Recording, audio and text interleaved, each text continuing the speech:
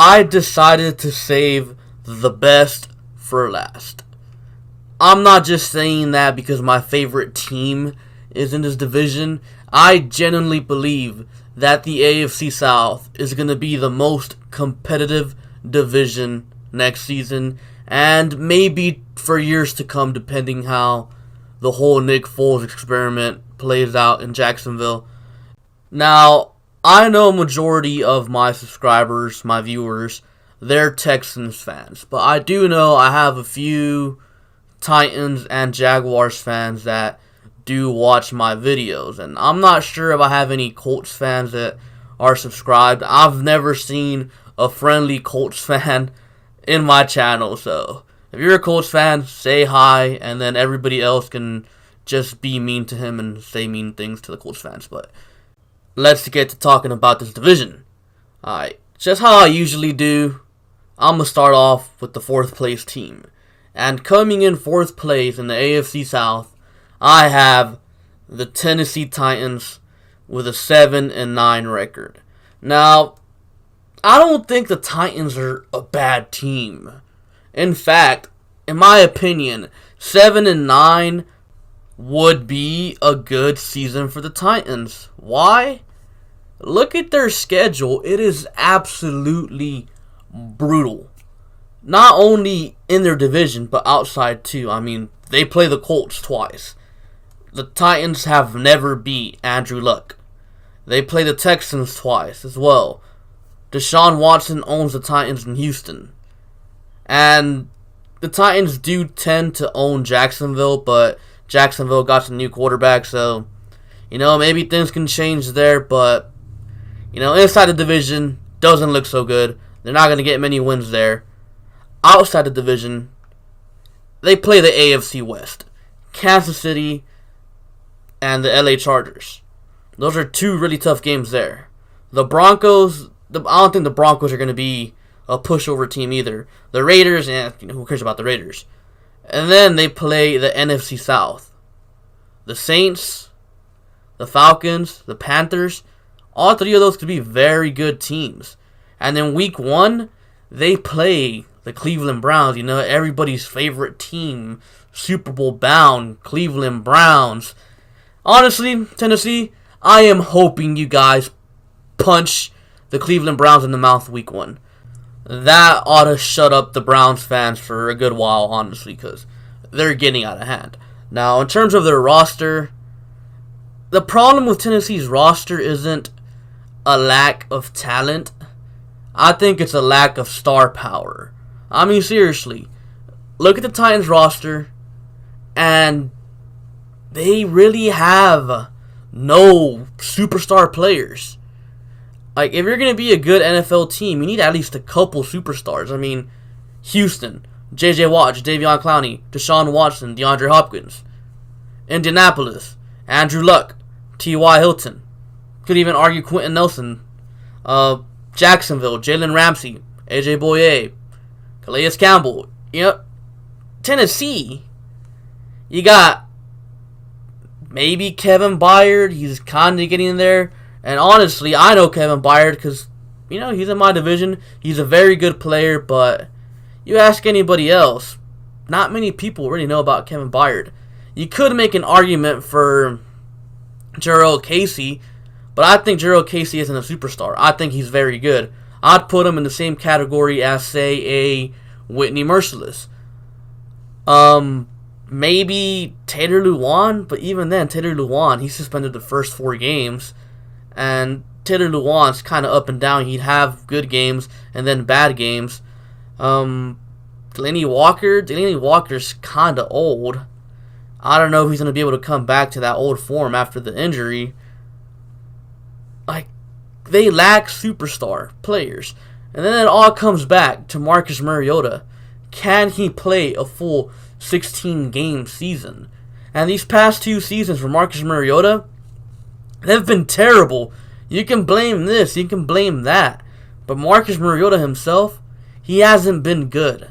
And I feel like there's a good majority of Titans fans that just don't see it. Like, I'm not saying Ryan Tannehill's the answer. Don't think that either. I just think the Titans should probably look elsewhere at the quarterback position. I don't think Marcus Mariota is it. And his receiving weapons, I really love A.J. Brown. Corey Davis so far has been a disappointment to me. They did get Humphries. I think he's going to be good for them as well. Defensively, Jarrell Casey. They got some young players that they drafted these last couple years in that front seven. And obviously Kevin Byard on the back end. Adoree Jackson needs to do something because he hasn't really done much in my opinion. Malcolm Butler, last year wasn't so good for him. And, of course, they have Logan Ryan, who is probably their best corner.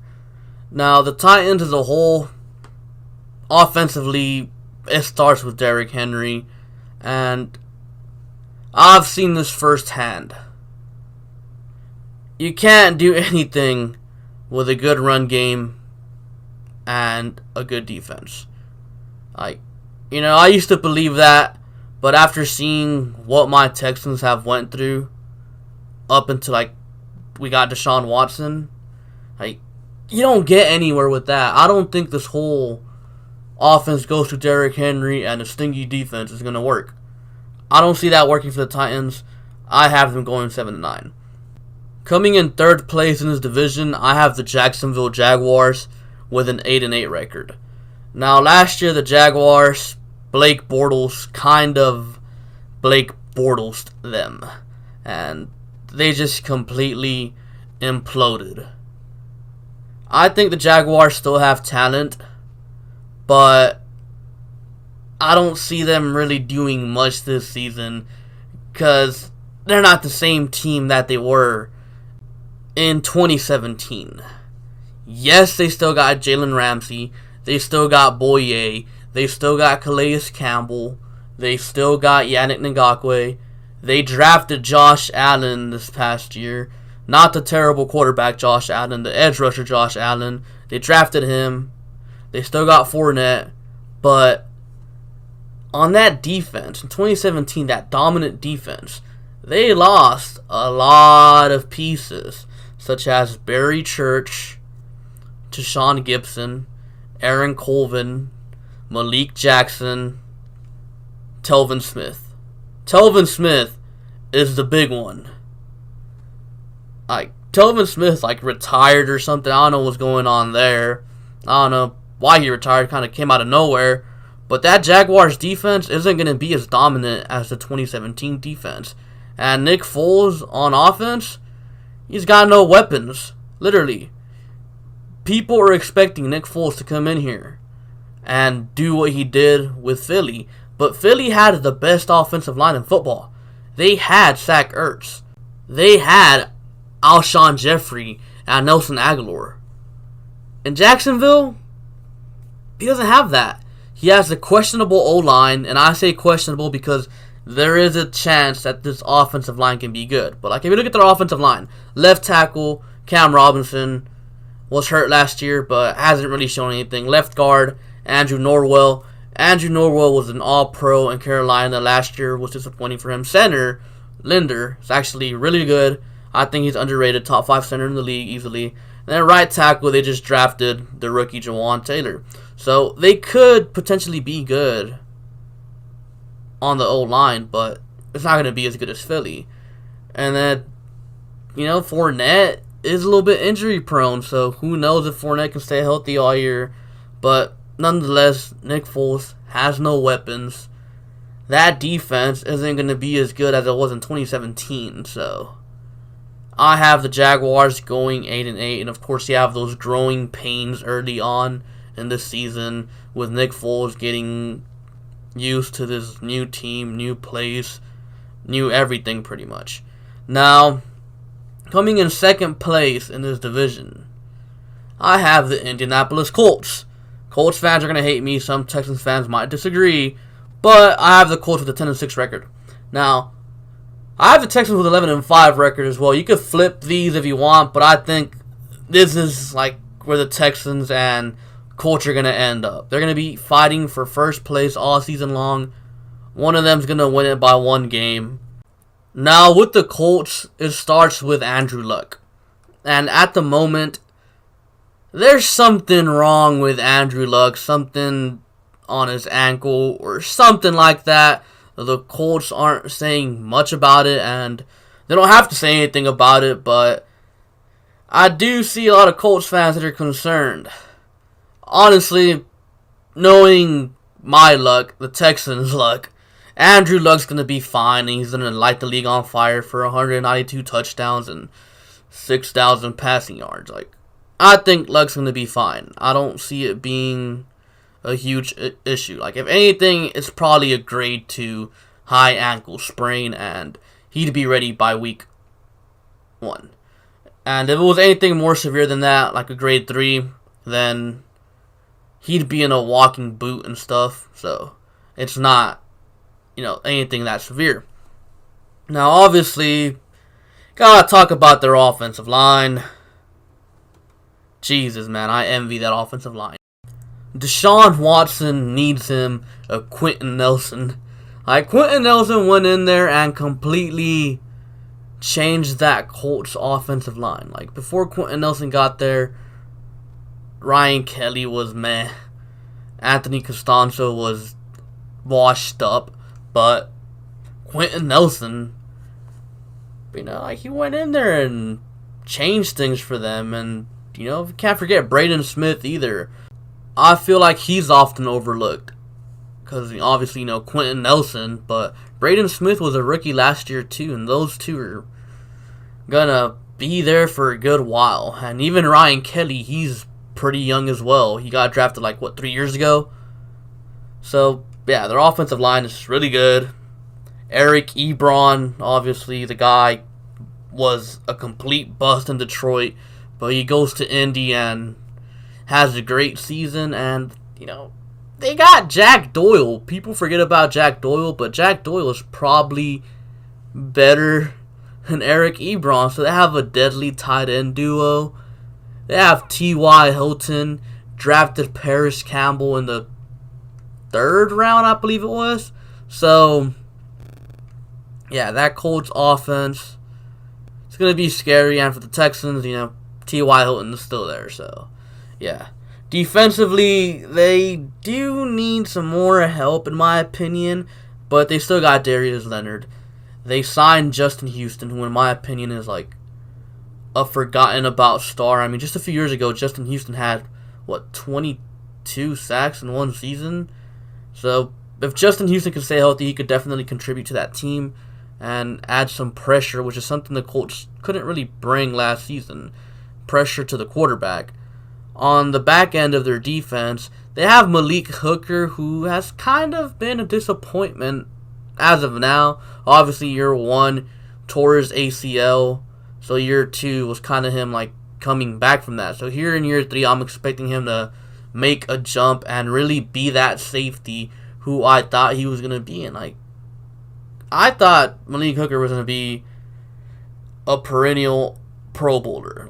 I had a huge draft crush on him a couple years ago, and unfortunately the Colts ended up getting him, but so far hasn't done much, but expect him to make a huge jump this year. And then, they drafted Rocky Sin with their first pick in the draft. And in my opinion, that was a huge reach. Personally, I had a late 3rd round grade on Rocky Sin. But, hey, they considered Braden Smith a reach. They considered Darius Leonard a reach. So, who knows, maybe Rocky Sin ends up being good for them. But the Colts, 10-6 might not look like an improvement from last year. But in my opinion, it is. I think a 10-6 record with the schedule that the Colts are playing this year is more impressive than the 10-6 record that they had last year. And obviously, first place, I have the Texans coming with an 11-5 record. The Texans, starts with Deshaun Watson. The guy is magical. Last year, early on, Deshaun Watson kind of struggled because he was knocking off that rust from the ACL injury. But this year, I expect the Texans to start off fast and really compete with these upper-tier teams. Offensively, they got DeAndre Hopkins, the best receiver in the league. They got Will Fuller, Kiki QT. They have Duke Johnson, another player added. another weapon for Deshaun Watson. They have two young tight ends who are probably going to make a huge jump this year in Jordan Akins and Jordan Thomas. Defensively, they still got Watt. They still got Reader. They got Clowney. And from the sounds of it, they plan on utilizing Whitney Merciless properly this year. Linebackers, Benardrick McKinney, Zach Cunningham, Dylan Cole. All three very good linebackers. Dylan Cole just needs to stay healthy. But if Dylan Cole can stay healthy, then, that's going to be really good for the Texans. They have a linebacker that can cover running backs out of the backfield. Secondary, they got Justin Reed. They upgraded at safety by signing Deshaun Gibson over Tyrann Mathieu. Corners, little questionable, but if Roby can, ball out, then, corner might not be so bad. Aaron Colvin needs to play like 2017 Jacksonville Aaron Colvin. So there's definitely potential there in the secondary. And, of course, you can't forget the offensive line. I think the O-line will be better this year than it was last year with the addition of Tytus Howard and Max Sharping. And, of course, you can't forget good old Matt Khalil. Not just kidding. F Matt Khalil. Hopefully he gets cut. But Rod Johnson in these two preseason games, he's looked way better than Julian Davenport ever did at any point. Better than Chris Clark looked at any point back in, 2017? So, my point being, Rod Johnson, he has looked better, like an actual competent offensive lineman, or left tackle, for that matter. He's actually looked better than what we've had. But that's not really saying much, so offensive line is still questionable. Secondary, a little bit questionable, but not as questionable as the O-line in my opinion. But, again, the Texans got Deshaun Watson. They got playmakers literally everywhere. Everywhere. Defense, offense. For the Texans, it's about starting the season fast. They can't start 0-3 this season, because if they start 0-3, their season goes down the drain. And during game day individually for the Texans, it's about finishing games. The Texans can definitely compete with the Saints, the Patriots. They can compete with those teams. It's just about finishing. Can they finish those games? Deshaun Watson does his part. Defense has to do their part. So, who knows how things will play out here for the Texans, but I do see them and the Colts both making the playoffs. I think that is undeniable. Unless, a tragic injury happens to Andrew Luck or Deshaun Watson, these two teams are going to be battling it out all season for the division. I have the Texans going in as the 3rd seed in the playoffs and the Colts as the 5th seed. So, yeah, that's kind of my prediction for the AFC South this year. Comment down below your own prediction for the AFC South. And, yeah, be sure to like and subscribe. Thank you for watching, and I'll catch you guys later. Peace.